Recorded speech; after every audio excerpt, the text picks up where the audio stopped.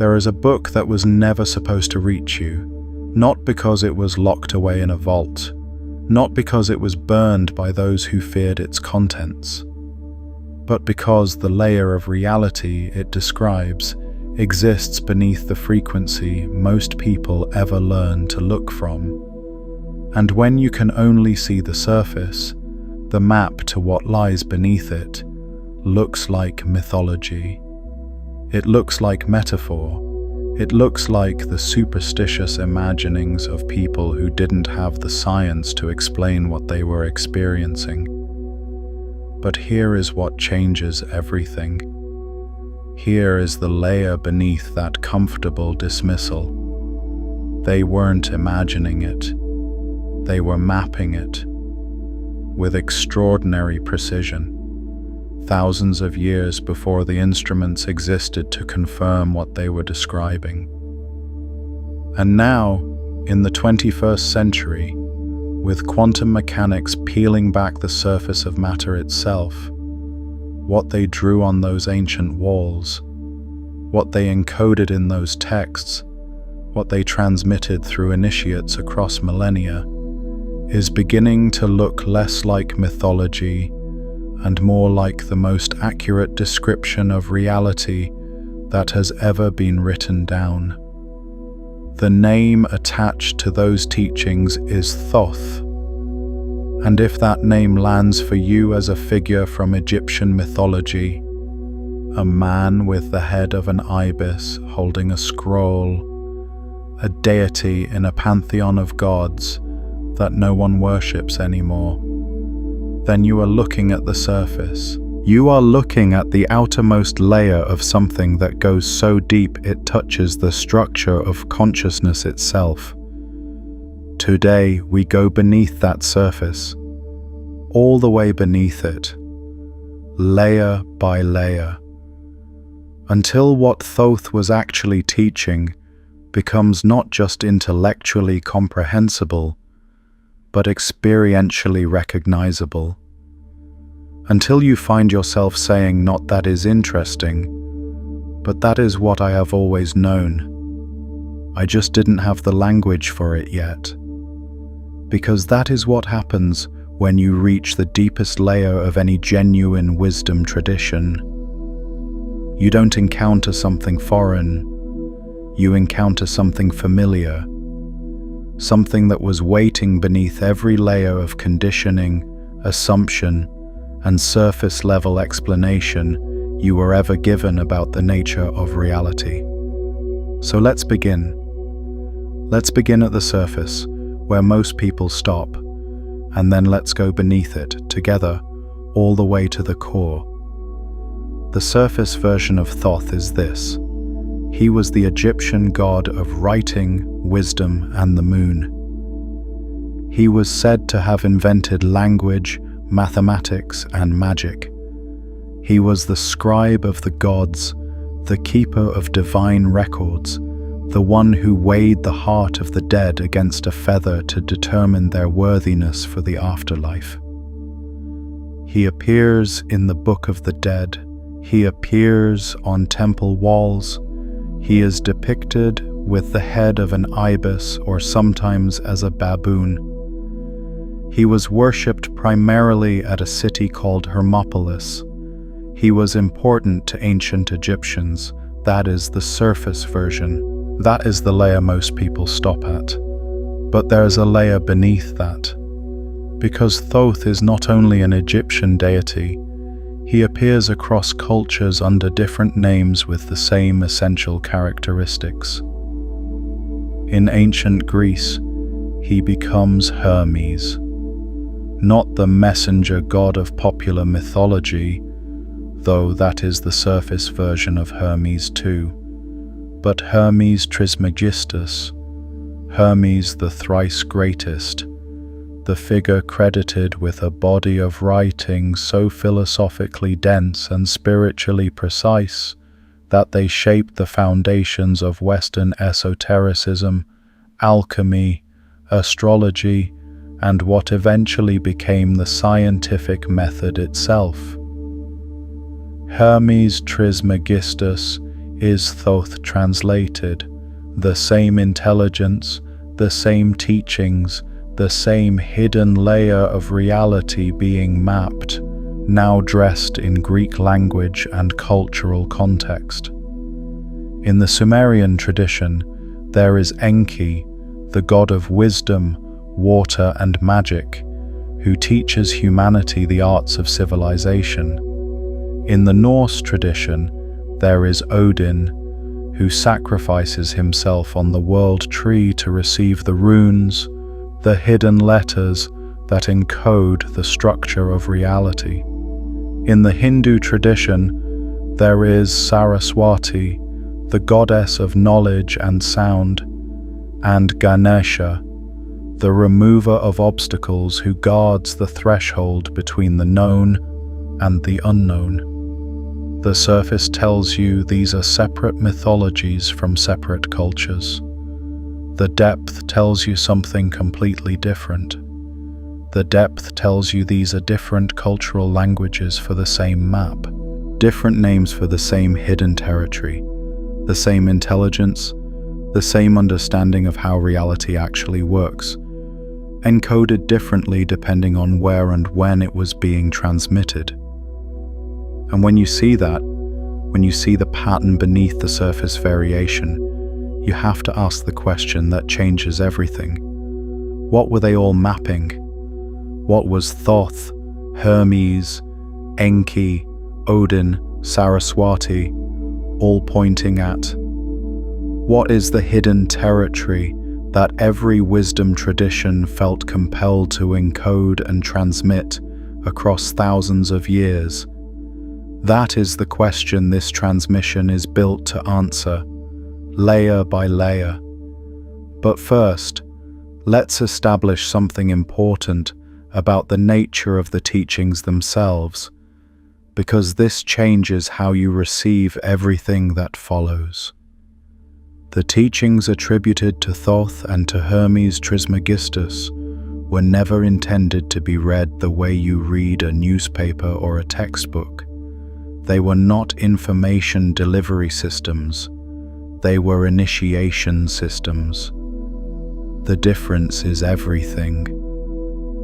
Information delivery changes what you know. Initiation changes what you are. The Hermetic texts, the Emerald Tablet, the Corpus Hermeticum, the Kybalion, the Egyptian Book of the Dead. These were designed to be read in layers. The surface layer gives you philosophical concepts. The next layer gives you a map of consciousness. The next layer gives you a description of quantum reality. The deepest layer gives you an experiential recognition of your own nature. Most people who encounter these texts read the surface layer and think they understand them. They extract the aphorisms. They quote the principles. They feel intellectually enriched.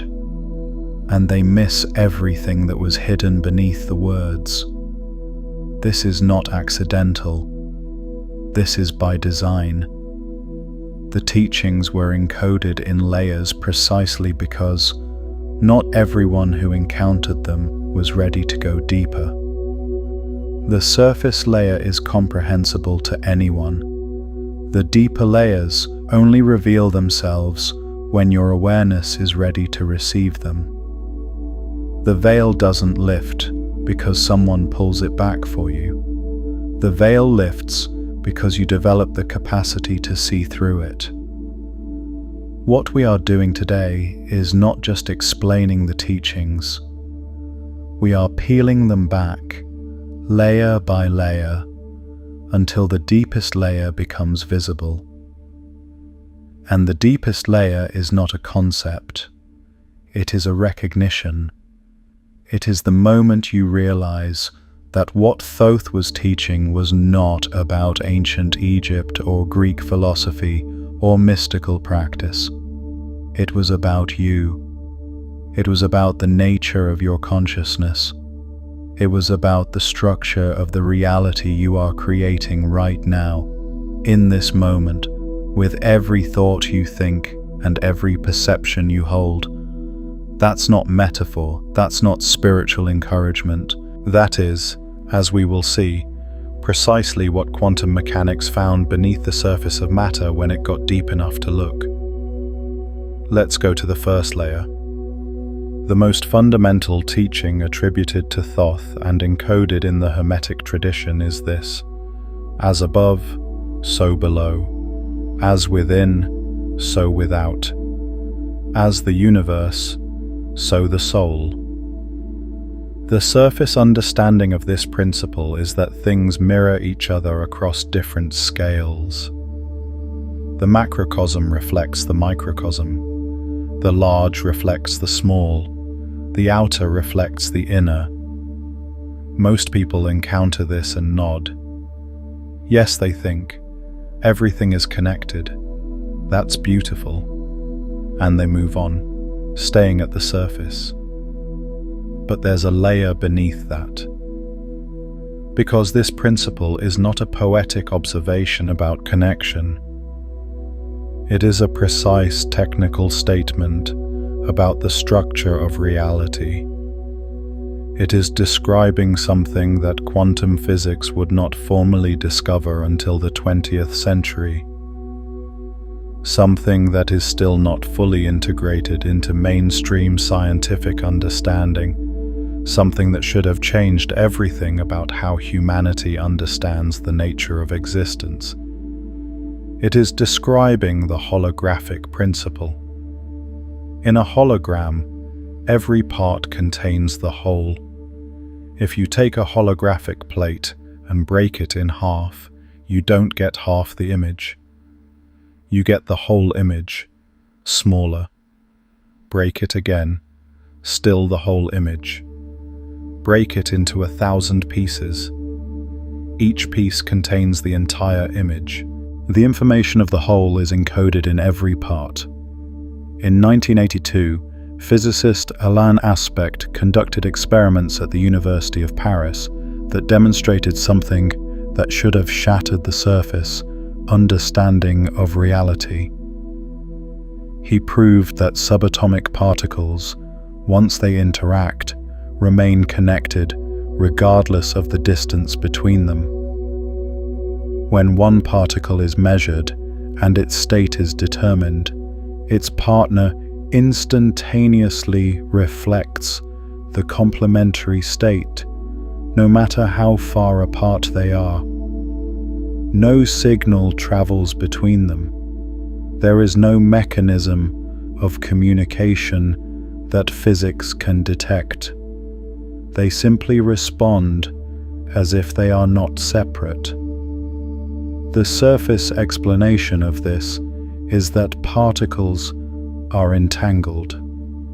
That's the word physics uses, entangled. And most people stop there at the word, at the surface of the concept. But there's a layer beneath that. What Aspect's experiment actually demonstrated is that, at the quantum level, separation is not fundamental. Separation is a surface appearance. Beneath the surface of what looks like two separate particles, there is a unified field in which those particles are not separate at all. The separateness is the surface. The unity is the depth. Physicist David Bohm, one of the most rigorous minds in 20th century physics, looked at this data and proposed what he called the implicate order. He suggested that what we experience as the physical world, with its distinct objects and separate particles and measurable distances, is the explicate order, the unfolded surface of a deeper implicate order in which everything is enfolded into everything else. The surface reality of separate things is a surface. Beneath it, nothing is separate. And then Bohm went further. He proposed that the universe itself might be a hologram, that the three-dimensional reality we experience might be a kind of projection, an unfolding of a deeper dimensional implicate order that contains the whole within every part. As above, so below. As within, so without. Thoth said this. Hermes said this. It is the first principle of the Hermetic tradition, and it is, as far as modern physics can determine, an accurate description of the structure of reality at the quantum level. This is not a coincidence. This is not a lucky guess. This is what happens when you go deep enough into reality that you reach the layer where the ancient maps and the modern instruments are both pointing at the same thing, but there's a layer beneath that. Because if the universe is holographic, if every part contains the whole, then what does that mean about you? What does that mean about your consciousness? What does that mean about the relationship between what is inside you and what appears to be outside you? It means the boundary between you and the universe is a surface. And beneath that surface, you are not in the universe. You are the universe, localized, focused, experiencing itself from a particular point of view. This is what the mystics meant when they said the divine is within you. Not that God lives inside you like a tenant in an apartment, but that the same intelligence, the same creative principle, the same holographic wholeness that is the fabric of all that exists, is what you are made of. What you are, not metaphorically, structurally. Thoth did not teach this as a comforting spiritual idea. Thoth taught this as a practical operating principle. Because if you understand that the outer reflects the inner, that what appears above reflects what is below, that the universe mirrors the state of the consciousness observing it, then you understand something that changes everything about how you navigate your life. You understand that the world you are experiencing is not happening to you. It is happening through you. It is a projection of the implicate order of your own consciousness, unfolding into the explicate surface of your experience. And if that is true, then the most important thing you can ever do is not to change what is happening on the surface. It is to go deeper, to change the layer from which reality is unfolding, to work at the level of the implicate, not the explicate, to understand that the surface is always the last thing to change, because it is the furthest from the source. This is the first layer of Thoth's teaching, and it is already, if you let it land, a different relationship with your life than you had before you heard it. But we are just beginning. Let's go deeper. The second major teaching of Thoth, the second layer of the Hermetic tradition, is what is called the principle of mentalism. The Kybalion, that 19th century text which many scholars believe encodes ancient Hermetic wisdom, states it this way: the all is mind. The universe is mental. The surface understanding of this is that mind is important, that thoughts matter, that consciousness plays a role in reality. Most people in spiritual circles have heard this in its modern form. Your thoughts create your reality. Think positive. Manifest your desires. And most people stay at that surface, turning a profound technical statement about the nature of existence into a self-help practice. But there's a layer beneath that. Because the principle of mentalism is not saying that your individual thoughts create your individual experience, though that is one of its implications. It is saying something far more fundamental. It is saying that the substrate of reality, the most basic stuff out of which everything is made, is not matter. It is not energy in the conventional sense. It is mind, consciousness, awareness itself. The surface model of reality that most people operate from, the model that Western culture has inherited from Newtonian physics, goes like this. Matter is primary. Consciousness is secondary. The universe is made of physical stuff, and consciousness is something that happens inside physical brains when physical neurons fire in particular patterns. Consciousness is a product of matter, an emergent property, a very sophisticated side effect. That is the surface model. And it has shaped everything, every institution, every assumption, every cultural value for the past several centuries. But there's a layer beneath that.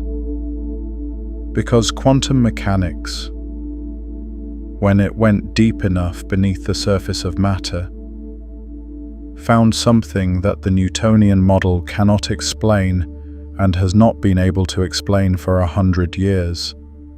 It found that matter, at the quantum level, does not behave like matter. It behaves like possibility, like probability, like potential waiting to be actualized. The electron is the classic example. When you're not looking at an electron, it doesn't have a definite position. It exists as a wave of probability, spread across all the possible places it could be. The moment you measure it, the moment consciousness interacts with it through an act of observation, it collapses from a wave of possibility into a particle with a specific location. The surface explanation of this is that measurement disturbs the system, that the act of looking changes what's being looked at because of the physical interaction between the measuring instrument and the particle. But there's a layer beneath that, because the deeper you look into the quantum measurement problem, the more it becomes clear that it is not the physical act of measurement that collapses the wave function. It is the act of knowing. It is the registration of information in a conscious system. John Wheeler, one of the most respected physicists of the 20th century, spent decades arguing that the universe is, at its most fundamental level, participatory. That consciousness is not a passenger in a universe of matter. That consciousness is a participant in the creation of the universe it observes. He called it the participatory universe. And he said something that sounds exactly like Thoth. He said that the universe would not exist without observers to participate in it. The all is mind. The universe is mental. This is not a metaphor. This is not a spiritual comfort. This is the conclusion that rigorous quantum physics keeps approaching from multiple directions and then retreating from because it is too destabilizing to the surface model of reality that our institutions are built upon. But Thoth never retreated from it. The ancient wisdom traditions never retreated from it. They built their entire understanding of reality on this foundation, and then they went further. They asked the question that modern physics has not yet fully asked. If consciousness is primary, if mind is the substrate of reality, then what is the nature of that mind? What is its structure? How does it operate? And how can a human being, a localized expression of that universal mind. Learn to work with it consciously rather than being unconsciously shaped by it. That is what the Hermetic teachings are. They are a user's manual for the mind that is the universe, written by those who went deep enough to see the structure, encoded in layers because the full depth of it cannot be transmitted all at once. It has to be revealed progressively as the awareness of the student deepens. And that is exactly what we are doing right now. If this transmission is opening layers you want to keep exploring, like this video and subscribe so you don't miss what comes next. Now let's go to the next layer. Thoth's third teaching, the third great principle of the Hermetic tradition, is the principle of vibration. As the Kybalion states it, nothing rests, everything moves, everything vibrates. Again, the surface understanding is accessible and feels familiar. Everything is energy. Everything vibrates at different frequencies. You've heard this in spiritual circles, in wellness culture, in conversations about raising your vibration or matching the frequency of what you want to attract. And again, most people stay at that surface, turning a profound technical description of reality into a lifestyle concept. But there's a layer beneath that, because the principle of vibration is not just saying that energy vibrates, which is something physics has known since the 19th century. It is saying something about the nature of what we call solid matter. It is saying that what appears to be solid, fixed and static is, beneath its surface, in constant motion. That the stillness you see is a surface appearance. That the depth is vibration all the way down. And this is precisely what quantum field theory discovered when it went deep enough beneath the surface of matter. When you look at a table, it looks solid, it looks fixed, it looks like it is simply there, occupying space, being a table. That is the surface. That is what your senses are calibrated to perceive. But go beneath that surface. Go to the atomic level. The table is made of atoms, and atoms are mostly empty space. The nucleus of an atom is so small relative to the size of the atom that if you expanded an atom to the size of a football stadium, the nucleus would be the size of a marble at the center. The electrons orbiting that nucleus would be specks of dust somewhere in the upper stands. Everything in between is empty space. But go deeper still. Go beneath the atom to the subatomic level. Go to the quantum field. And what you find is not particles. Not even the wave particles of standard quantum mechanics. What you find is fluctuations, vibrations. The quantum vacuum, what physics calls empty space, is not empty at all. It is seething with energy. It is constantly fluctuating, constantly creating and annihilating virtual particles, constantly vibrating at frequencies that contain more energy per cubic centimeter than the total energy of all the matter in the observable universe. The solid table is a surface. Beneath it, there is no solidity. There is only vibration. There is only frequency. There is only the quantum field in constant motion. Nothing rests. Everything moves. Everything vibrates. Thoth said this, and modern physics confirms it at every level of investigation. But here, is where it gets even deeper. Because the Hermetic tradition does not just describe vibration as a physical fact. It describes it as a principle that applies to everything, including thought, including emotion, including consciousness itself. The ancient teaching is that thought is a vibration, that emotion is a vibration, that consciousness itself operates at frequencies, and that the frequency at which your consciousness is vibrating determines what layer of reality you can perceive and interact with. Not metaphorically, structurally. Think about what this means.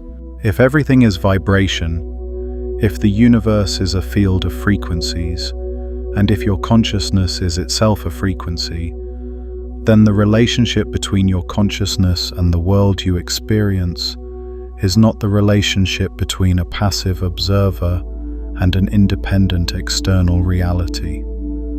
It is the relationship between a tuning fork and the frequencies it resonates with. When you strike a tuning fork, it doesn't produce all frequencies equally. It produces the frequency it is tuned to, and it resonates with other things vibrating at that frequency. This is not a spiritual metaphor. This is basic physics. Resonance is the principle by which similar frequencies amplify each other.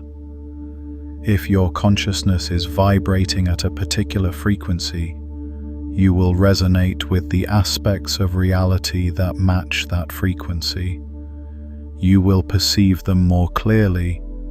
You will attract circumstances that match that frequency, not because the universe is doing you a favor, but because resonance is how vibration works.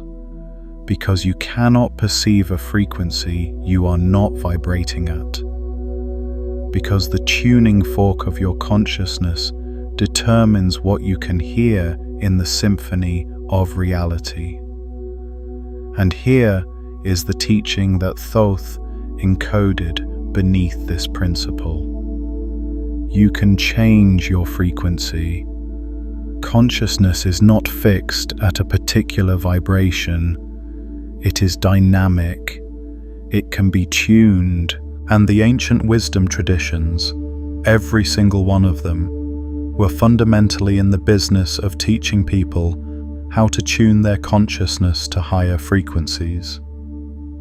Not to feel better, though that is a side effect, but to perceive deeper layers of reality, to access the implicate order, to see what is hidden from the frequency of ordinary surface-level awareness. This is what meditation is. This is what prayer is. This is what ritual is. This is what the ancient initiatory practices were designed to do. They were frequency tuning technologies, systems for shifting the vibration of consciousness so that it could perceive and interact with layers of reality that are invisible from the surface frequency of ordinary waking awareness. This is not superstition. This is not primitive religious practice. This is a sophisticated technology for working with the vibrational nature of reality that modern neuroscience is only beginning to understand. Studies on meditators, particularly those with long-term practice, show measurable changes in brainwave patterns. The shift from beta waves, the frequency of ordinary surface-level thinking, to alpha and theta waves, the frequencies associated with deeper states of consciousness, corresponds to measurable changes in how the brain processes information and how the meditator perceives reality. The frequency of the instrument changes, and what the instrument can perceive changes with it. Thoth knew this. Not because Thoth had an EEG machine, but because Thoth, or the intelligence that the name Thoth points to, had gone deep enough into the nature of consciousness to map its vibrational structure from the inside. Let's go deeper still. The fourth teaching, and this is where many people feel the ground shift beneath them, is the principle of polarity. Everything is dual. Everything has poles. Everything has its pair of opposites. Like and unlike are the same. Opposites are identical in nature, but different in degree. Extremes meet. The surface understanding of this is that everything has an opposite. Hot and cold, light and dark, good and evil. That's the surface. And most people use it as a framework for understanding the balance of opposites in life. But there's a layer beneath that. Because the principle of polarity is not describing a universe of opposites. It is describing a universe of spectrums. And the difference between those two things is everything. When you think in opposites, you think in binaries. This or that, good or bad, true or false. The binary is a surface structure. It creates the appearance of fundamental division, of things that are categorically different from each other, separated by an unbridgeable gap. But the principle of polarity says that what appears to be opposites are actually the same thing at different degrees along a spectrum. Hot and cold are not opposites. They are different degrees of the same thing. Temperature. Light and dark are not opposites. They are different degrees of the same thing, the electromagnetic spectrum. Love and hate are not opposites. They are different degrees of the same thing, emotional intensity, directed toward an object. And if opposites are the same thing at different degrees, then the gap between them is not unbridgeable. It is traversable. The principle says that you can transmute one pole into the other by moving along the spectrum. You can change hate into love, not by replacing one with the other, not by fighting the hate and imposing love over it, but by shifting the degree along the spectrum, by moving the needle. This is what the Hermetic practitioners called mental alchemy, the art of transmuting mental and emotional states by understanding that they are not fixed opposites, but movable points on a spectrum of vibration. The alchemists who were looking for a way to turn lead into gold were, at the surface level, doing chemistry. But beneath that surface, they were encoding a psychological and spiritual technology. The lead is the low-frequency state of consciousness. The gold is the high-frequency state. And the transmutation is the process of moving along the spectrum. But here is the deeper layer. Here is where this principle goes from philosophical to world-altering. If everything is a spectrum rather than a binary, then the concept of absolute evil becomes untenable. The concept of absolute good becomes untenable. The concept of absolute anything becomes untenable, because every apparent absolute is simply a position at one extreme of a spectrum, and the other extreme is always there, always accessible, always the same substance at a different degree. This does not mean that everything is morally equivalent. It does not mean that cruelty and kindness are the same. It means that they are made of the same stuff, consciousness, and that the movement from one to the other is a movement along a spectrum of vibration, not a leap across an unbridgeable divide. And what this means practically is this: nothing in your experience is fixed. Nothing is permanent at the pole it currently occupies. The fear you feel is the same substance as the courage that is available to you. The confusion you experience is the same substance as the clarity that is waiting beneath it. The scarcity you perceive is the same substance as the abundance that exists at the other end of the spectrum. The transmutation is always available. The alchemy is always possible, because the poles are always the same thing at different degrees. This is not positive thinking. This is not wishful idealism. This is a precise description of how consciousness works, encoded by people who had mapped its structure from the inside, confirmed by the quantum understanding that matter itself is not fixed, but is a spectrum of probabilities that can shift. Now let's go to a layer that most people never reach in their encounter with the Hermetic teachings. And this is where the real archaeology begins. This is where we start digging through layers that have been deliberately obscured, not by conspiracy, but by the limitations of the frequency from which most people read these texts. The fifth teaching is the principle of rhythm. Everything flows, out and in. Everything has its tides. All things rise and fall. The pendulum swing manifests in everything. The measure of the swing to the right is the measure of the swing to the left. Rhythm compensates.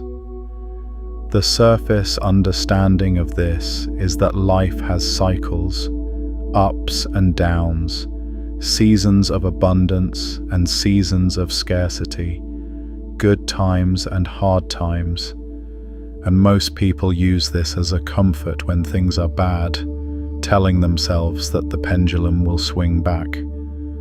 But there's a layer beneath that.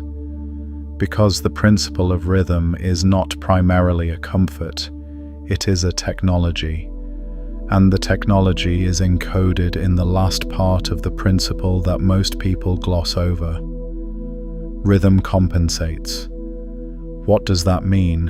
What is being compensated for? And how?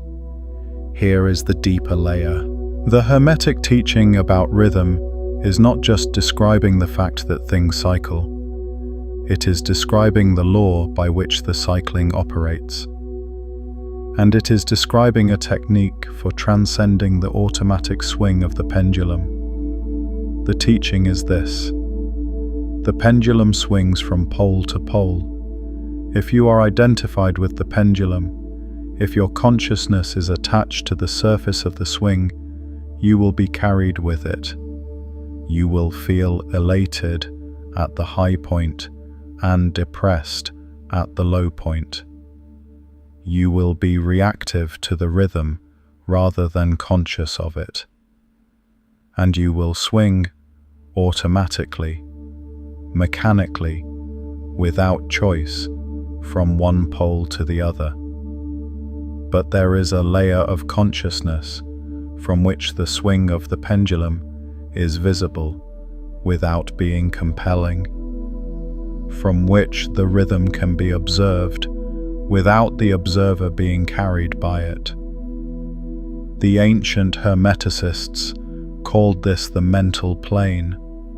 Modern psychology calls it the observing ego. Contemplative traditions call it the witness. Whatever you call it, it is the experience of being aware of your experience rather than being lost in it. And from that layer, the rhythm can be worked with consciously, not resisted, because resistance only amplifies the swing, but neutralized, transmuted. The practitioner learns to stay at a chosen point on the spectrum rather than being automatically swung to the opposite pole. This is not suppression. This is not spiritual bypassing. This is a precise technology for working with the rhythmic nature of consciousness. It is what the Stoics were practicing when they cultivated equanimity. It is what the Buddhists are pointing at when they teach non-attachment. It is what the Taoists describe as Wu Wei, effortless action that moves with the flow of the Tao rather than against it. All of these traditions are encoding the same hidden layer of the same teaching. The layer that says you are not the pendulum. You are the awareness in which the pendulum swings. And from that awareness, the rhythm becomes something you work with, rather than something that works you. But there's a layer beneath even that. Because the principle of rhythm, at its deepest layer, is describing something about the nature of time itself. The ancient Hermetic tradition did not experience time the way modern Western culture experiences it. Modern culture experiences time as linear, a straight line from past through present to future. Events happen in sequence. Cause precedes effect. The past is fixed and the future is open. But the Hermetic teaching, at its deepest layer, describes time as cyclical and as nested. Not a straight line, but a spiral. Not a sequence, but a rhythm of rhythms. Cycles within cycles within cycles, each one nested inside a larger one, each one reflecting the same pattern at a different scale. As above, so below. As the small cycle, so the large cycle. The ancient Egyptians were extraordinary timekeepers, not because they were obsessed with calendars, but because they understood that time is rhythmic, and that the rhythms of time at the cosmic scale are reflected in the rhythms of time at the human scale. The cycles of the stars are mirrored in the cycles of civilizations, which are mirrored in the cycles of individual lives, which are mirrored in the cycles of breath and heartbeat and sleep and waking. The same pattern, different scales. The holographic principle applied to time. And if time is rhythmic, if it spirals rather than lines, then the relationship between past and future is not the simple linear relationship that surface-level experience suggests. The future is not just what comes after the present, it is what comes around again. It is the next turn of the spiral, and the quality of what comes around again is shaped by the quality of what you are bringing to each moment of the cycle. This is why the ancient traditions were so focused on ritual, on ceremony, on the precise marking of cyclical time, not out of superstition, but because they understood that the turning points of cycles are the moments of maximum creative leverage. The moment when the pendulum reaches its apex and begins to reverse is the moment of greatest opportunity for conscious intervention. The solstice, the equinox, the new moon, the full moon, these are not arbitrary divisions of time. They are the apex moments of nested rhythms, the moments when the swing of the pendulum is most available to conscious direction. Thoth, as the keeper of divine records, as the measurer of time, was the intelligence that understood the rhythmic structure of time and could work with it consciously.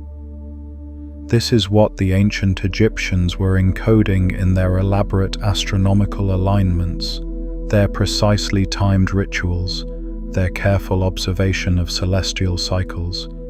They were not worshipping the stars. They were working with the rhythmic structure of time that the stars made visible. Let me pause here, because I want to give you something to do with what we've covered so far. Not just to think about it, to feel it, to find the layer of it that is already true in your own experience. Right now, in this moment, notice something in your life that feels fixed. Something that feels like it has always been this way and will always be this way. A pattern, a circumstance, a quality of experience that feels permanent and immovable. Now go beneath that surface. Remember the principle of polarity. Remember that what feels like a fixed state is a position on a spectrum. Remember that the opposite pole is not a different substance. It is the same substance at a different degree. Remember that the distance between where you are and where you want to be is not a gap, it is a spectrum. And spectrums are traversable. And remember the principle of rhythm. Remember that what you're experiencing right now is a point in a cycle, not a permanent condition, a point in a swing, and the swing will move. It always moves. The question is whether you are conscious of the movement or whether you are being carried by it. Feel what shifts when you look at that fixed thing from these deeper layers. Feel what becomes possible when you see it not as a wall, but as a point on a spectrum that is already in motion. That feeling, that shift in what seems possible, that is not just a psychological trick. That is what happens when you move from the surface layer of perception to a deeper layer, when you go from seeing the appearance to seeing the mechanism beneath the appearance, when the veil lifts. What is a layer of your own reality that you've recently seen beneath? A pattern that dissolved the moment you looked directly at it. A truth that was hiding in plain sight. Something you always sensed was there, but couldn't name until now. Drop it in the comments. What you found in the depth matters, and so does hearing what others found. Now let's go deeper.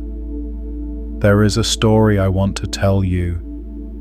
A parable that encodes the next layer of the teaching in a way that the analytical mind can receive without resistance.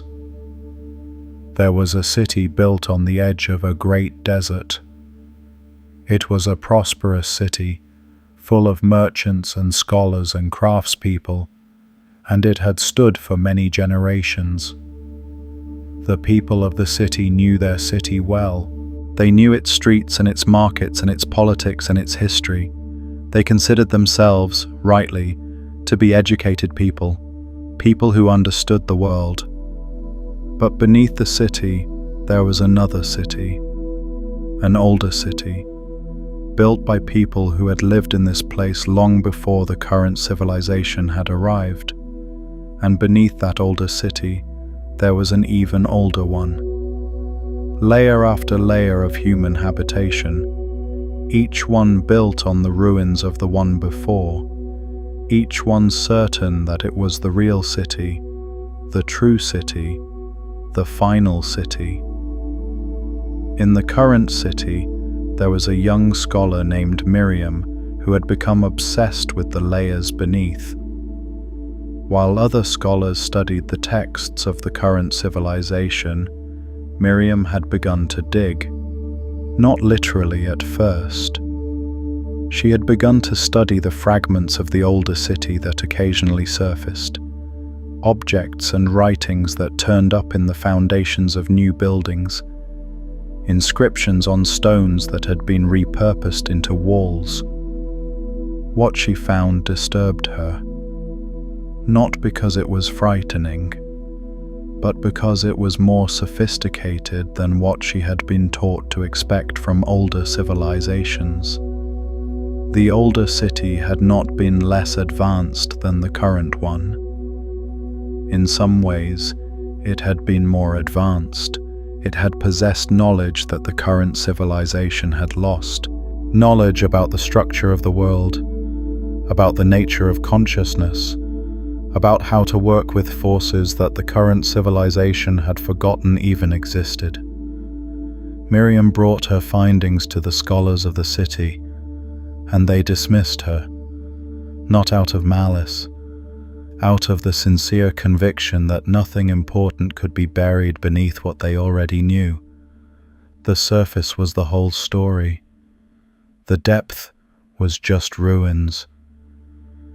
But Miriam kept digging, and the deeper she went, the more she found. And the more she found, the more she realized something that shook the foundations of everything she had been taught. The knowledge she was uncovering was not just older than the current civilization. It was older than the civilization beneath that, and the one beneath that. It was, in some fundamental sense, not the product of any civilization at all. It was knowledge about the nature of reality itself, knowledge that had been discovered and lost and rediscovered and lost again across thousands of years, always preserved in the deepest layer, always waiting to be found by someone willing to dig deep enough. And as she held this knowledge in her hands, as she read the ancient inscriptions by lamplight in the deepest excavation she had yet reached, she understood something that changed everything. The city she had grown up in, the city she thought she knew, was not the real city. It was the surface. The real city was here, in the depth, in the accumulated wisdom of every civilization that had ever tried to understand the nature of existence. And that wisdom was not lost. It was not destroyed. It was waiting, buried beneath the surface, preserved in the deepest layer, available to anyone willing to go beneath the comfortable familiarity of what they thought they already knew. Miriam climbed back out of the excavation and looked at the city she had grown up in with new eyes. The same streets, the same buildings, the same people. But now she could see the layers beneath it. She could see the depth beneath the surface. And she understood that the depth was not separate from the surface. It was what the surface was built on. It was what the surface was made of. And to understand the surface, truly understand it, you had to understand the depth. And you have been living in a city built on layers you were never told existed. The surface of what you know, the education you received, the cultural assumptions you absorbed, the model of reality you were given, is the thinnest, outermost layer of something with extraordinary depth. And today, you are beginning to dig. You are beginning to go beneath the surface of what you thought you knew. And what you are finding, as Miriam found, is not ruins. It is something more sophisticated, more precise, and more alive than anything you were told existed down here. This was always here. You just hadn't looked deep enough yet. Let's keep going. The sixth teaching of the Hermetic tradition, and this is one that requires us to go very carefully, layer by layer, because the surface version of it is the most commonly misunderstood, is the principle of cause and effect. Every cause has its effect. Every effect has its cause. Everything happens according to law. Chance is but a name for law, not recognized. There are many planes of causation, but nothing escapes the law. The surface understanding of this is karma. What goes around comes around. For every action, there is a reaction. The universe is fair. You reap what you sow. That is the surface. And it is not wrong, but it is the thinnest possible reading of a principle that goes much, much deeper. There's a layer beneath that. Because the principle of cause and effect is not primarily a moral teaching, it is a cosmological teaching, and the most important part of it is the line that most people skip over. There are many planes of causation. Many planes of causation. What does that mean? It means that causes operate at multiple levels of reality simultaneously. And it means that the causes operating at deeper levels are more powerful than the causes operating at surface levels. It means that what you see happening at the surface, the events and circumstances of your life, are effects of causes that are operating at layers beneath the surface that most people never look at. The surface level understanding of cause and effect says that if you want to change your life, you change your actions. You do different things. You make different choices at the behavioral level. And this works. It produces surface level change. But the Hermetic teaching says there is a deeper plane of causation. There is a level at which the causes are not behavioral but mental. Not what you do but what you think. And thought-level causes produce more fundamental effects than behavioral-level causes, because they operate at a deeper layer of reality. But go deeper still. Beneath the mental plane, there is a level at which the causes are not thoughts but beliefs. Not what you consciously think, but what you unconsciously assume to be true about the nature of reality. And belief-level causes produce more fundamental effects than thought-level causes, because they operate at an even deeper layer. And beneath the belief plane, there is a level at which the causes are what the ancient traditions called the soul's orientation. The fundamental quality of attention and awareness from which a consciousness is operating. And this level of causation is the most powerful of all, because it is the most fundamental. It is the closest to the implicate order. It is the deepest layer at which consciousness touches the quantum field of possibility. This is why surface-level self-help often doesn't work. You can change your behavior all day long and still not change your life, because the causes that are generating your life are operating at a deeper layer than behavior. You can change your thoughts and still not change your life, because beneath your thoughts are beliefs that are generating those thoughts automatically. You can change your beliefs, or try to, and still not change your life, because beneath your beliefs is an orientation of consciousness, a fundamental way of being in relationship with reality that is generating those beliefs. The Hermetic teaching says you have to go to the deepest layer of causation to produce the most fundamental change.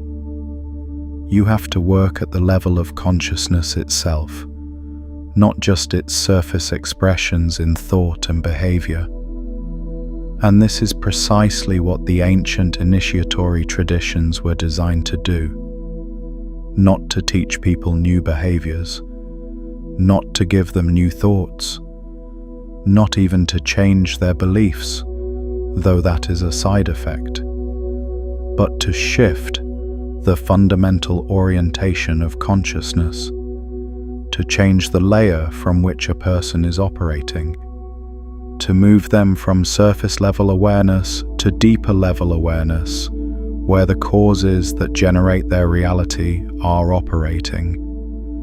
This is the real meaning of spiritual initiation, not a ceremony, not a ritual in the surface sense, but a genuine shift in the layer of consciousness from which a person is perceiving and interacting with reality.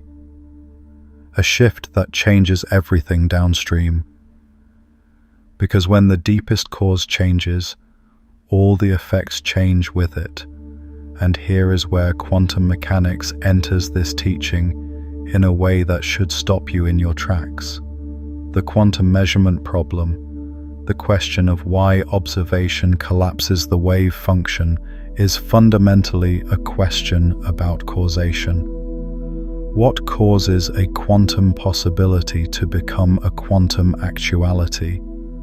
What causes the wave of probability to collapse into a particle with a definite position? The surface answer that physics gives is measurement, interaction with a measuring instrument. But the deeper answer, the one that physicists like von Neumann and Wigner and Wheeler kept arriving at despite the discomfort it caused, is consciousness. The act of knowing, the registration of information in an aware system. If that is true, if consciousness is the deepest plane of causation in the physical universe, then the Hermetic principle of cause and effect is not a moral teaching or a philosophical observation. It is a precise description of the causal structure of reality, and the implication is extraordinary. The deepest cause of everything you experience is the state of your consciousness, not your behavior, not your thoughts, not even your beliefs. The fundamental quality of awareness from which you are operating. The frequency at which your consciousness is vibrating. The layer of reality from which you are perceiving. Change that, and you change the deepest cause. And when you change the deepest cause, all the effects change with it. Not because you are magically manifesting a new reality, but because you are operating from a different layer of causation, and different causes produce different effects. As above, so below. As within, so without. As the deepest layer of consciousness, so the surface of experience. This is not mysticism. This is the logical implication of quantum mechanics applied to the Hermetic principle of cause and effect. This is what happens when you go beneath the surface of both the ancient wisdom and the modern science, and find them pointing at the same thing. What we have excavated together reaches only so far in a single transmission.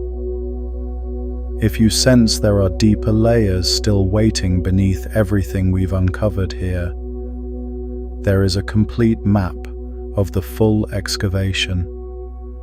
Beneath the veil takes you through all 5 layers of reality's hidden architecture, from the consensus surface where most people stop all the way down to the original frequency, with the ancient cartography of Thoth and Hermes alongside Bohm, Wheeler and Aspect at every depth. You'll find it in the description below. Let's go to the next layer, the 7th teaching, and this is the one that the Hermetic tradition encoded most carefully, most deeply, most obscurely, because it is the most dangerous to misunderstand, is the principle of gender. And I want to be very clear about what this principle is and what it is not. because the surface misunderstanding of it is not just incomplete, it is a distortion that has been used to justify harm. And Thoth's teaching, at its actual depth, is the opposite of that distortion. The principle of gender, as stated in the Hermetic tradition, is this: gender is in everything. Everything has its masculine and feminine principles. Gender manifests on all planes. The surface misunderstanding is that this is about biological sex, that it is encoding the idea that masculine is superior to feminine, or that masculine and feminine are fixed qualities attached to particular bodies. This is the surface. This is the distortion. This is not what the teaching says. There's a layer beneath that. Because the Hermetic principle of gender is not about biology. It is about the fundamental creative dynamic that operates at every level of reality. And it is describing something that physics and biology and psychology have all independently confirmed, though they use different language for it. The masculine principle, in the Hermetic sense, is the principle of directed consciousness, the principle of focused attention, the principle that projects, the principle that initiates, the principle that moves outward from a center. The feminine principle, in the Hermetic sense, is the principle of receptive awareness, the principle of open attention, the principle that receives and gestates, the principle that responds, the principle that moves inward toward a center. These are not qualities of particular bodies or particular people. They are qualities of consciousness itself, and every act of creation, at every level of reality, requires both. The masculine without the feminine is direction without reception, a force that has nowhere to land. The feminine without the masculine is receptivity without direction, a field with no seed. Creation requires the dynamic between them, the interplay, the sacred marriage. In quantum physics, this dynamic appears as the wave and the particle.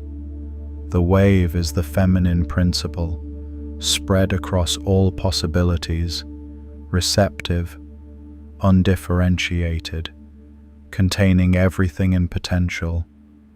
The particle is the masculine principle, specific, directed, collapsed from the wave of possibility into a particular actuality. And the act of creation, the collapse of the wave function into a particle, requires both.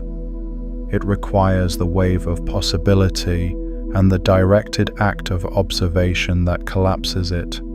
In the creative process, this dynamic appears as inspiration and execution, the open receptive state in which ideas arise, and the directed focused state in which they are brought into form.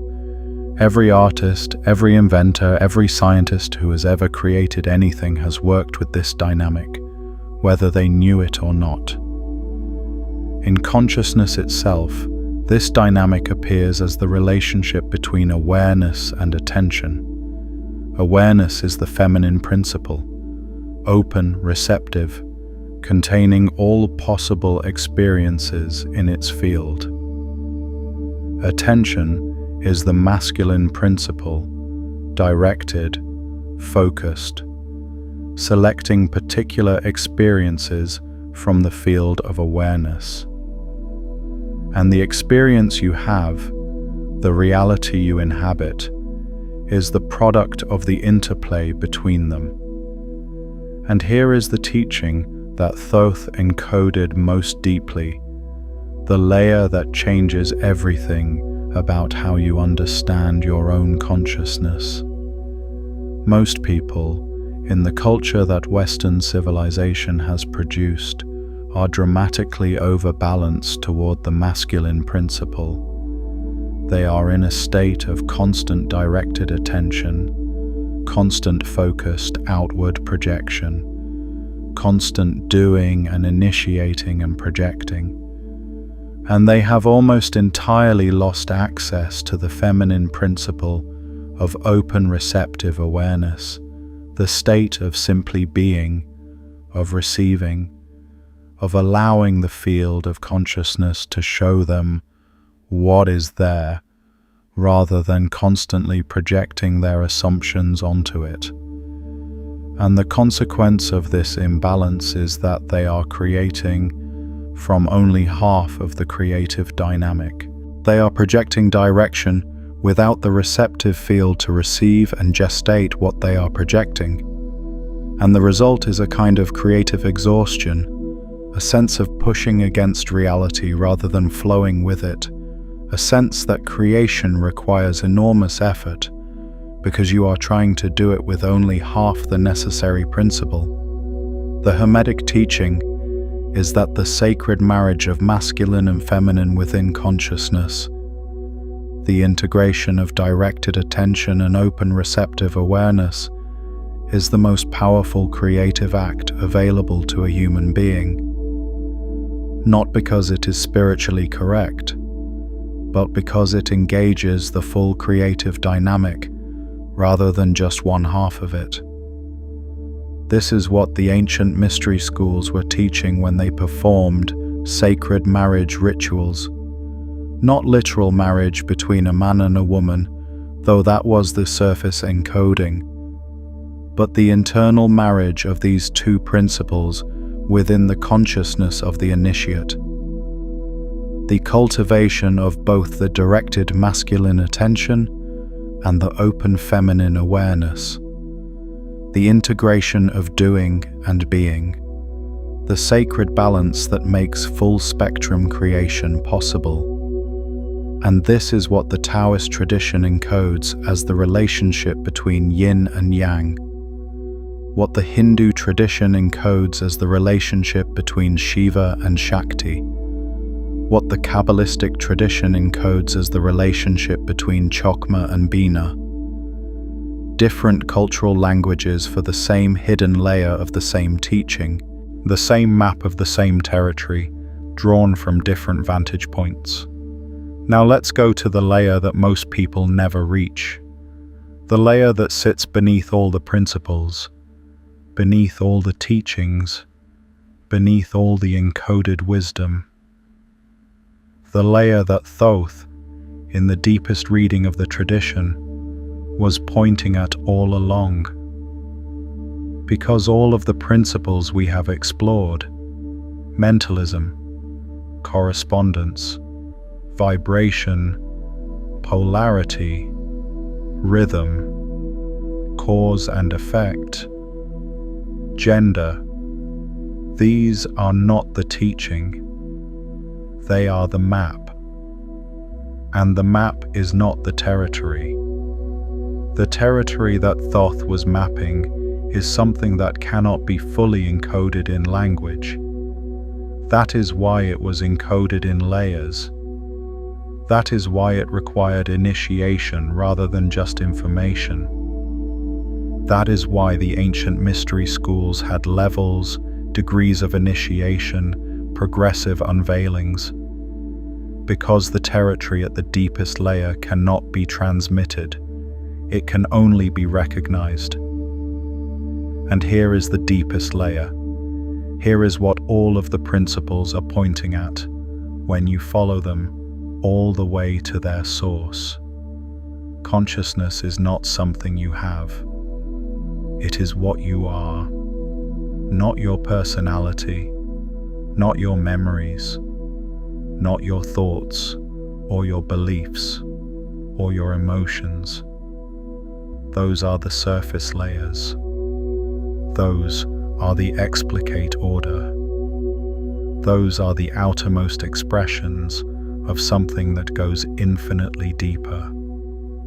What you are at the deepest layer, is awareness itself. Pure, undifferentiated, infinite awareness. The same awareness that is the substrate of the universe. The same mind that the principle of mentalism says is the all. Not a piece of it. Not a fragment of it. The whole of it. Localized. Focused into a particular point of view. Experiencing itself through the particular lens of the personality and the body and the life story that you call you. This is not a spiritual belief. This is the logical conclusion of every principle we have explored. If the universe is holographic and every part contains the whole, then the awareness that is reading these words contains the whole of the universe within it. If consciousness is primary and matter is a surface expression of mind, then the consciousness that is experiencing this moment is not a product of the matter in your brain. The matter in your brain is a product of the consciousness that is your deepest nature. If everything is vibration, and consciousness is the highest vibration, then consciousness is not in the universe. The universe is in consciousness. As above, so below. As within, so without. As the universe, so the soul. This is the deepest layer. This is what Thoth was teaching. Not as a belief system, not as a religion, not as a metaphysical position to be adopted or rejected, but as a direct recognition of what you are when you go beneath the surface of what you think you are. And here is what makes this recognition so important. So practically, immediately, consequentially important. If you believe you are a small, separate consciousness in a large, indifferent universe, then your relationship with reality is one of vulnerability. You are at the mercy of forces larger than yourself.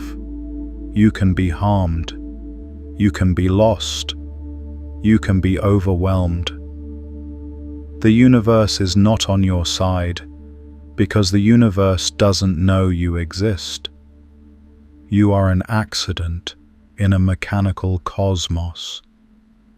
If you know, not believe, but know, that you are the awareness in which the universe is arising, then your relationship with reality is one of creative participation.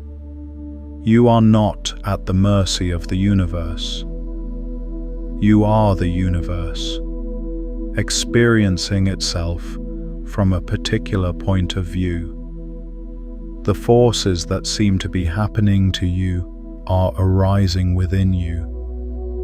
The world that seems to be outside you is a projection of the implicate order of your consciousness, and you have access, at the deepest layer, to the same creative intelligence that is generating the entire cosmos. This is not grandiosity. This is not the inflation of the ego. The ego is a surface structure. The recognition we are pointing at is beneath the ego. It is the awareness in which the ego arises and passes away. It is the awareness that was there before the ego formed, and will be there after it dissolves. It is the awareness that is reading these words right now. Beneath the words, beneath the understanding, beneath the experience of listening. That awareness, that's what you are. At the deepest layer, and Thoth was teaching people how to recognize it. Let me tell you about the Emerald Tablet, because this is the most compressed encoding of the Hermetic teaching that has survived, and it is worth peeling back its layers carefully. The Emerald Tablet is a short text, very short. It can be read in a few minutes. and it has been read by some of the greatest minds in human history. Isaac Newton translated it. He spent more time on alchemical and hermetic texts than he spent on what we now call his scientific work. Carl Jung spent years meditating on it. Philosophers, scientists, mystics, and artists across 2,000 years have returned to it again and again. The surface reading of the Emerald Tablet is a description of the alchemical process, the transformation of base metal into gold, the preparation of the philosopher's stone, a recipe essentially for a chemical process. But there's a layer beneath that, because the alchemical language is encoding something that has nothing to do with chemistry. The base metal is the unexamined, unawakened consciousness. The gold is the consciousness that has recognized its own deepest nature. The philosopher's stone is the recognition itself, the awareness of awareness, the moment when consciousness recognizes that it is not a thing in the world, but the awareness in which the world arises. And the process of transformation that the Emerald Tablet describes, the heating and cooling, the dissolution and coagulation, the separation and reunion of elements, is describing the process of consciousness coming to recognize itself. The dissolution is the dismantling of the surface identity, the letting go of the belief that you are only what appears on the surface. The coagulation is the crystallization of a new, deeper self-understanding. The reunion is the recognition of the unity that was always there beneath the apparent separation. Solve et coagula. Dissolve and coagulate. This was the alchemical motto, and it is a perfect description of what genuine spiritual transformation looks like. You dissolve the surface. You coagulate the depth. You let go of the thin outer layer and crystallize around the infinite inner core. The Emerald Tablet begins with the words that have been translated as it is true, without lie, certain and most true. This is not a rhetorical flourish. It is the first layer of the teaching. It is saying, before anything else, that what follows is not speculation. It is not belief. It is not philosophy. It is a direct description of the structure of reality. True, without lie, certain and most true. And then it says what we have been exploring throughout this entire transmission. That which is below is as that which is above, and that which is above is as that which is below, to perform the miracles of the one thing. The one thing, not many things, the one thing. The single substance, the single awareness, the single mind that is the all, expressing itself at every level of reality simultaneously, above and below, within and without, the macro and the micro, the universe and the soul. The miracles of the one thing are not supernatural interventions in a mechanical universe. They are the natural expressions of a consciousness that has recognized its own deepest nature and is now operating from that recognition. When you operate from the surface, you are subject to the laws of the surface. When you operate from the depth, you have access to the creative power of the depth. This is the miracle, not the violation of natural law, the recognition of a deeper natural law, the law that operates at the level of the implicate order, the law that says consciousness is primary, the law that says, as within, so without, the law that says the deepest cause is the deepest layer of consciousness, and when that changes, everything changes. Now let me take you to something specific in the Thoth tradition that most people never encounter, because it requires going very deep beneath the surface of the mythology. It is the teaching about what the ancient Egyptians called the Duat. The surface understanding of the Duat is the Egyptian underworld, the realm of the dead, the place where the soul goes after death to be judged. Thoth presides over this judgment, weighing the heart of the deceased against the feather of Ma'at, the feather of truth.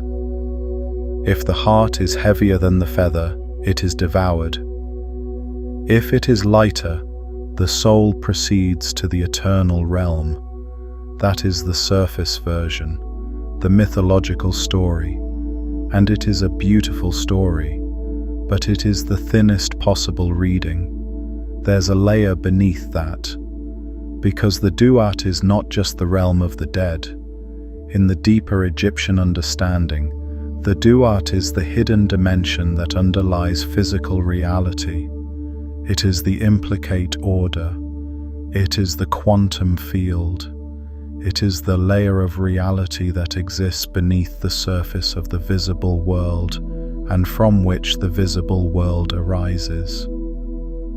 The ancient Egyptian word for this hidden dimension, Duat, contains within it the concept of that which is hidden, that which is beneath, that which underlies. The Duat is not where you go after death. The Duat is where you are, right now, at the deepest layer of your existence. It is the hidden dimension that is generating the surface reality you are experiencing. And Thoth, as the Lord of the Duat, as the one who navigates the hidden dimension, is the intelligence that understands the structure of the layer beneath the surface. Thoth knows the Duat because Thoth is the consciousness that operates at that level. Thoth is the awareness that is not limited to the surface but can move freely through the hidden layers of reality. The judgment of the heart against the feather of Ma'at is not a post-death event. It is a description of the moment-by-moment process by which the quality of your consciousness determines what layer of reality you can access. The heart is your consciousness. The feather is truth, the recognition of the deepest layer, the awareness of awareness. When your consciousness is heavy with the weight of surface identification, with the belief that you are only what appears on the surface, it cannot rise to the level of the feather. It sinks. It is devoured by the surface. It remains at the level of the explicate, unable to perceive the implicate. But when your consciousness is light, when it has been liberated from the weight of surface identification, when it has recognized its own deepest nature as pure awareness, it is as light as the feather. It rises, it passes through the veil, it proceeds to the eternal realm, which is not a place you go after death, but a layer of reality you can access in this life, in this moment, when your consciousness is light enough. This is the hidden teaching of the judgment of the dead, not a moral accounting, not a reward and punishment system, a description of the relationship between the quality of consciousness and the layer of reality it can perceive and inhabit. And Thoth, who presides over this process, who records the outcome, who guides the soul through the hidden dimension, is the intelligence that has always been available to you as a guide through your own hidden layers. not as an external deity to be petitioned, but as the aspect of your own deepest consciousness that already knows the way through the Duat, that already knows the structure of the hidden dimension, that already carries the map. Because if the universe is holographic, and every part contains the whole, then the intelligence that Thoth represents is not outside you. It is the deepest layer of you. It is the awareness that is reading these words. It is the intelligence that has always sensed there was more beneath the surface. It is the part of you that led you here, to this transmission, to this moment of deeper seeing. That feeling you have, the sense that there is more to reality than what you've been shown, the sense that the surface explanation is not the whole story, the sense that something important is hidden just beneath what you can currently see. That feeling is not wishful thinking. That feeling is accurate perception. That feeling is the Thoth intelligence within you, the awareness that knows the hidden layers exist, trying to get your attention, trying to show you the way deeper. You've always sensed there was more beneath the surface. You were right. Let's go to the layer of the teaching that is most immediately practical. The layer that takes everything we've explored and gives you a way to work with it right now, in your daily life, in the ordinary moments that make up the texture of your existence. The Hermetic tradition is not an escape from ordinary life. It is not a retreat into mystical abstraction. At its deepest layer, it is a technology for transforming your relationship with ordinary life by changing the layer from which you are experiencing it. Here is the practice. Here is the embodied way to work with what Thoth was teaching. In any moment of your life, you are perceiving from a particular layer.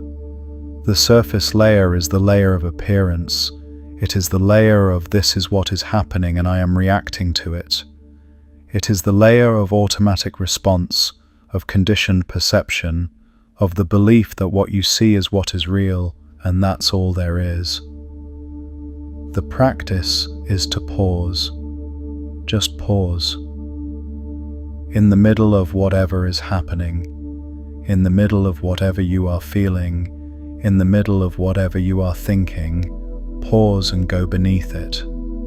Ask yourself, what is the layer beneath this appearance? What is the deeper mechanism that is generating what I am seeing? What belief? What orientation of consciousness? What frequency of awareness is producing this experience? And then go deeper. Beneath the belief, beneath the orientation, beneath the frequency, what is there? What is the awareness that is noticing all of this? What is the consciousness that is aware of the experience? Find that. Not as a concept, not as an answer to a question, but as a direct felt recognition. The awareness that is aware of your experience right now. The consciousness that is reading these words. The presence that is here, beneath all the thoughts about these words, beneath all the reactions to these ideas, beneath all the surface movements of the mind. That presence, that awareness, that is the deepest layer. That is what Thoth was pointing at. That is what the Emerald Tablet encodes. That is what the ancient mystery schools were initiating people into. Not a belief, not a philosophy, a direct recognition of the awareness that you are.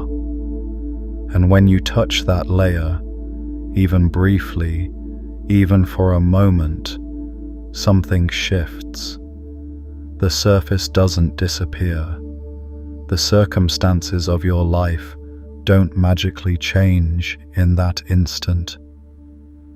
but your relationship with them changes. The quality of the awareness from which you are meeting them changes. And because the deepest layer of causation is the quality of consciousness, that change in relationship is also a change in the causes that are generating your experience. This is the practice, this is the technology, this is what Thoth was teaching, and it is available to you right now, not after years of study, not after elaborate initiation, not after you've mastered all the principles. Right now, in this moment, you can touch the deepest layer. You can go beneath the surface of what you think you know about who you are and find the awareness that is beneath all of it. The veil is thinner than you think, and now you can see through it. Let me take you to one more layer before we begin to integrate everything. One more hidden layer that sits beneath all the teachings, beneath all the principles, beneath even the recognition of pure awareness. One more thing that Thoth was pointing at that most people never reach. It is the teaching about Ma'at.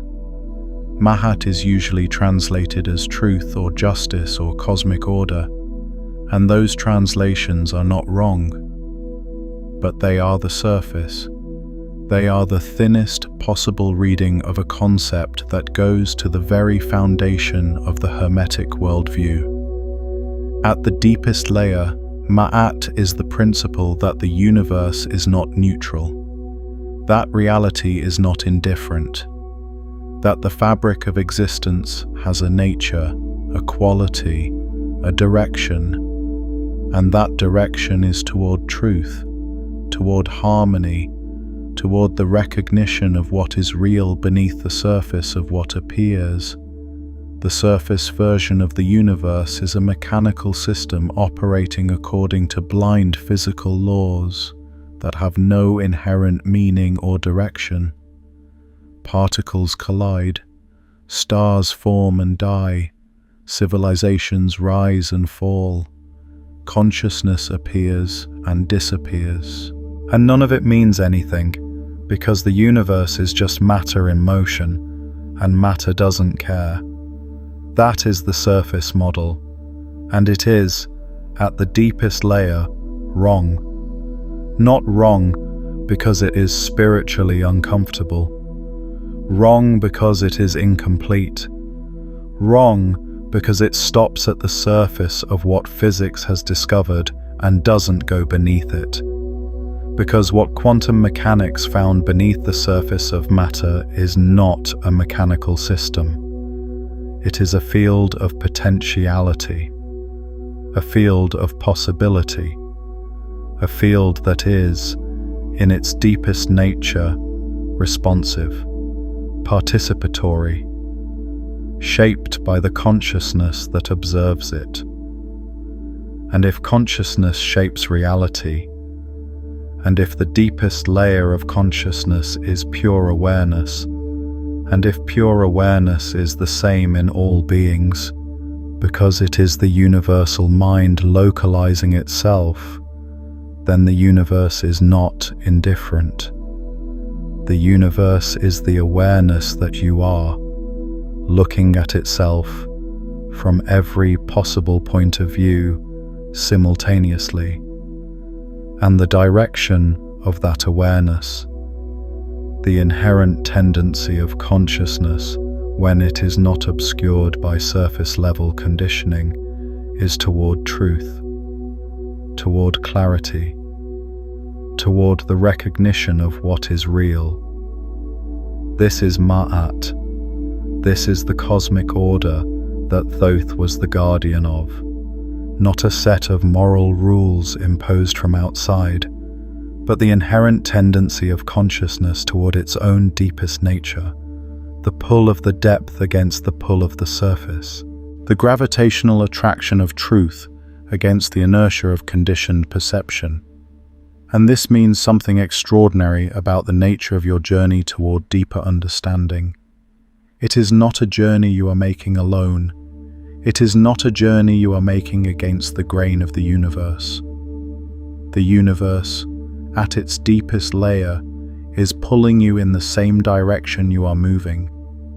The inherent tendency of consciousness is toward the recognition of what it is. And every moment of genuine insight, every moment of deeper seeing, every moment when the veil lifts and you see a layer that was previously hidden, is the universe recognizing itself through you. You are not seeking truth. Truth is seeking itself through you. That is the deepest layer of the Thoth teaching. That is what was hidden beneath all the principles, beneath all the mythology, beneath all the encoded wisdom. The universe is not a problem to be solved. It is a mystery to be recognized. And the recognition is not something you achieve. It is something you allow. It is the natural result of going deep enough beneath the surface to find what was always there. Now let's bring all the layers together. Let's see the whole map at once. The surface of the Thoth teaching is mythology, a god with an ibis head, a scribe of the divine, a guardian of the underworld. This is the outermost layer, beautiful, symbolic, culturally rich, but the thinnest possible reading. Beneath that is philosophy, the 7 Hermetic principles, as above, so below. Everything is mind, everything vibrates, everything has its poles and its rhythms.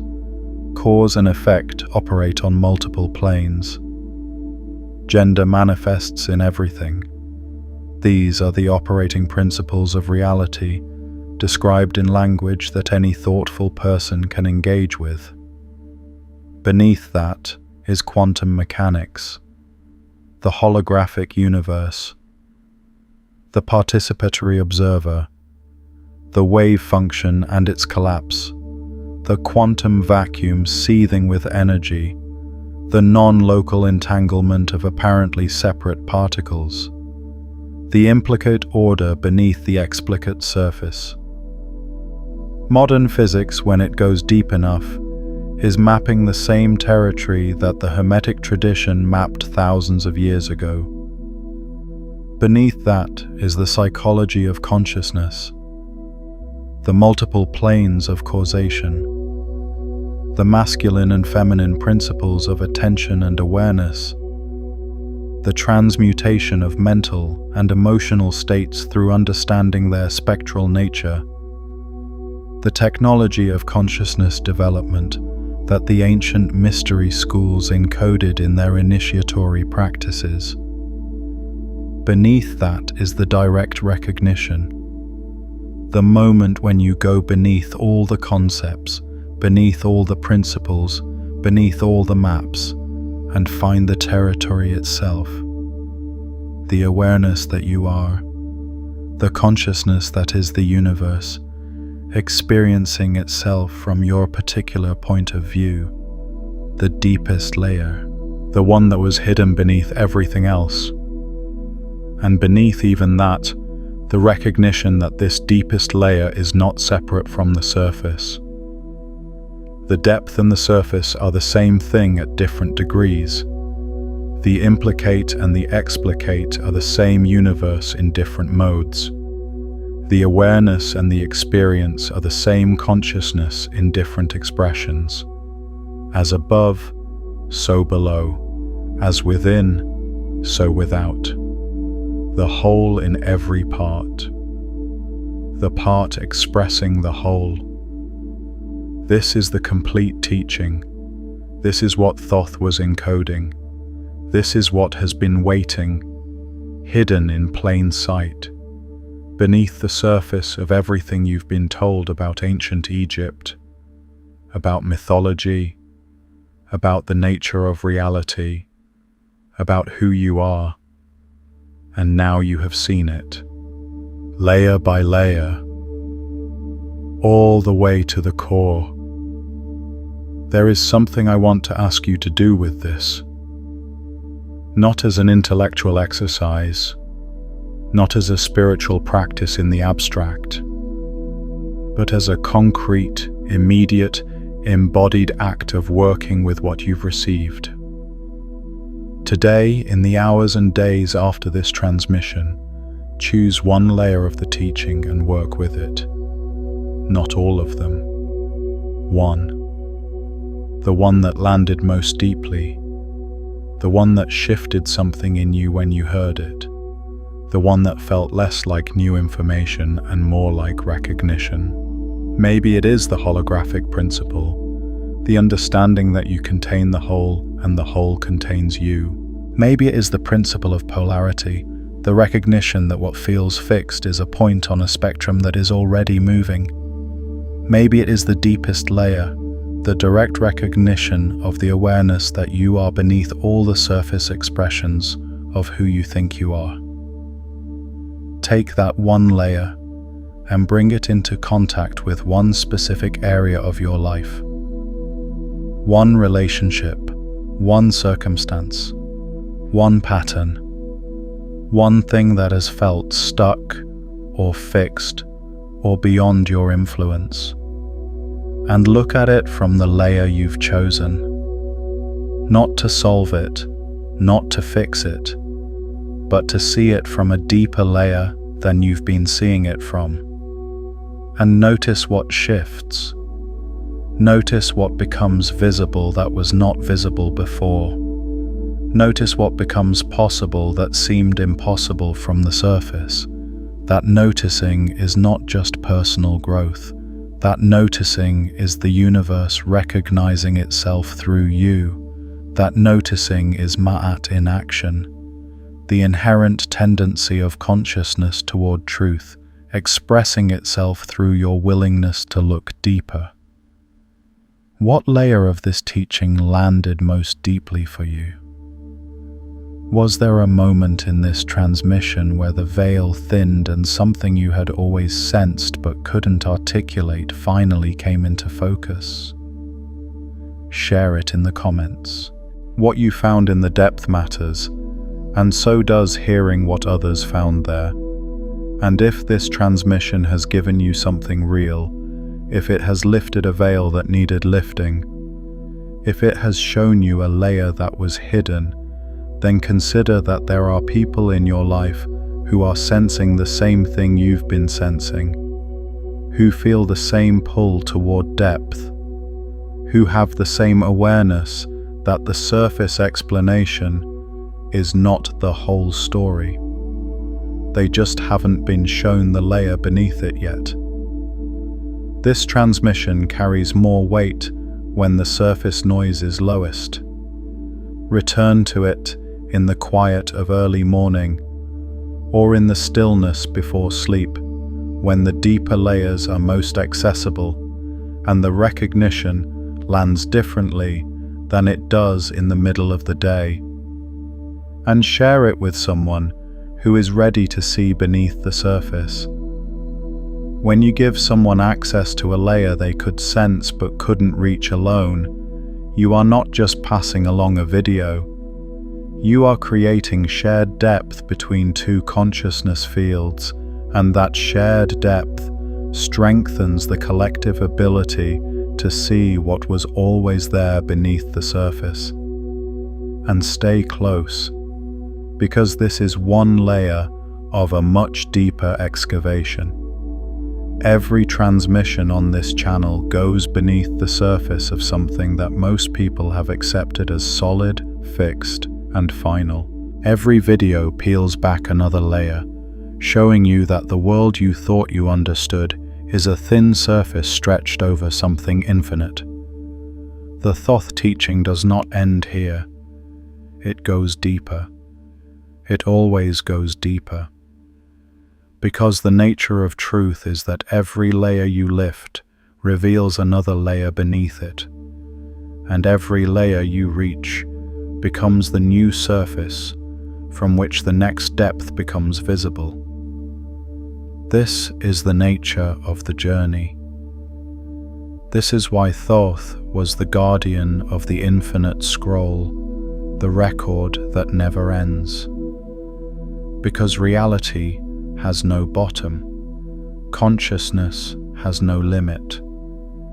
The depth goes all the way down, and all the way down is all the way home. You are no longer a surface dweller. You see the depth now. You have seen the layer beneath the mythology, beneath the philosophy, beneath the science, beneath the psychology, all the way to the direct recognition that was waiting beneath everything else.